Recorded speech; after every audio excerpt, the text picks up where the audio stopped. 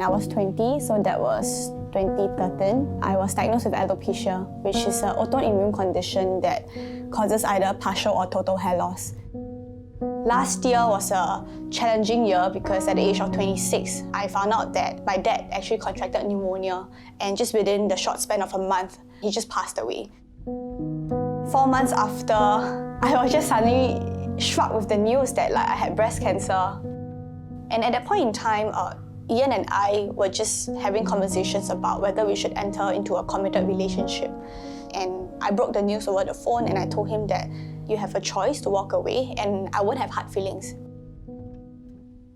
So for me, that was really a decision point that I struggle with. You have to think about things such as your family, your health, finances, married life. Will my kids be healthy in future? And importantly, what will happen if one day Seets die because of this cancer? How would I deal with the loss? I felt like when I enter into a relationship, whether it's with Ian or any other man for that matter, will he accept me as I am? Because I felt like I was broken. I had a lot of conversations with God. Like, God, haven't I suffered enough? Like, how much more do you want to put me through? I felt like, am I still a full woman? With alopecia, it was losing my hair, right? And I know to some people it sounds like, oh, it's just hair loss. It won't threaten your life, but it wasn't just that. To me, there was a loss of identity. And I felt like hair, that crowning glory, formed part of that identity. And on top of that, when breast cancer happened, both illnesses was a direct attack on my identity as a woman. To most of my friends, when they found out about it, they were very angry, very sad. Some really were shaking their fists and saying that, God, how come bad things happen to good people? But one thing that we came to realize, and we concluded that asking whether God is fair is just really pointless, because the truth is that He really isn't. At least not in the way that we measure fairness. But in fact, God is just. Because fairness means that everyone gets the same lot in life. But no, that's not what He does. What He does is that He gives us exactly what we need, such that we can grow to be more and more like Him.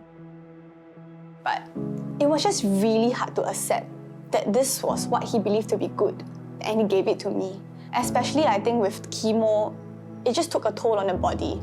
The second phase of chemo, with the fortnightly sessions, they used heavier dosage of medication, and it caused severe discomfort to the point whereby I literally had to hug a pill. I just vomit and vomit. The food all came out and no more food left, your bowel came out, and I was just with tears streaming down my face. And it was really hard to see the grace and the good in those moments where I felt like I was just surrounded by darkness. But God really opened my spiritual eyes to see my idea of beauty and femininity was very shallow back then, but right now I understand that it runs much deeper. This is my new crowning glory.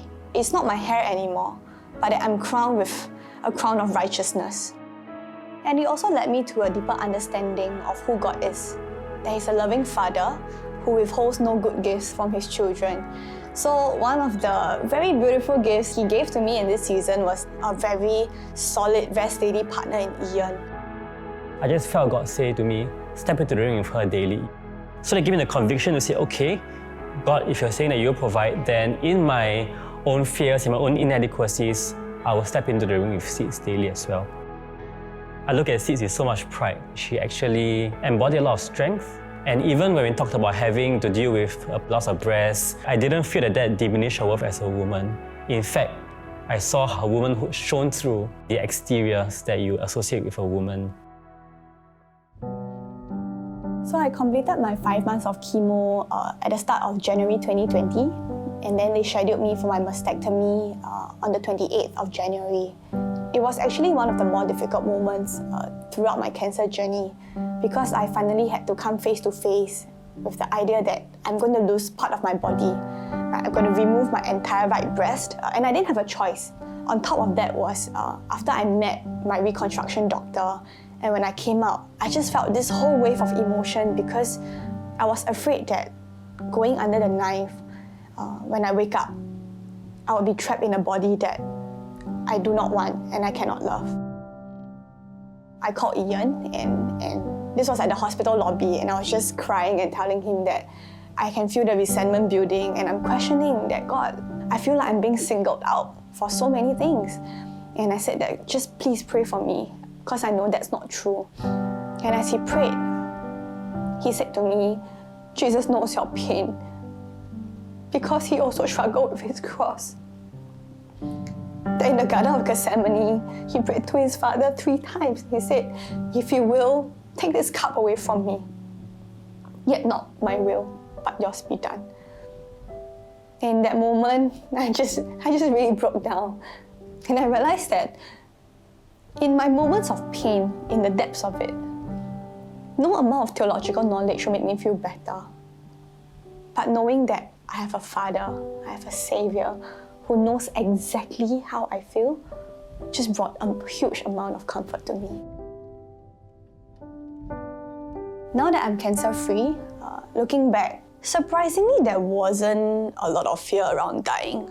When we fear, it's because we fear the unknown. But as Christians, there's the promise of heaven. We know that we are not living for this life as much as we're actually living for the next. And that promise of heaven actually really resounds in me. It showed me that it's not something that I knew as just a head knowledge, but I internalized that as truth. When I look at death, I'm just like, hey, where's your sting, man? The resurrection power, when Christ had risen from the grave, that's the promise I hold on to. Death really had no sting on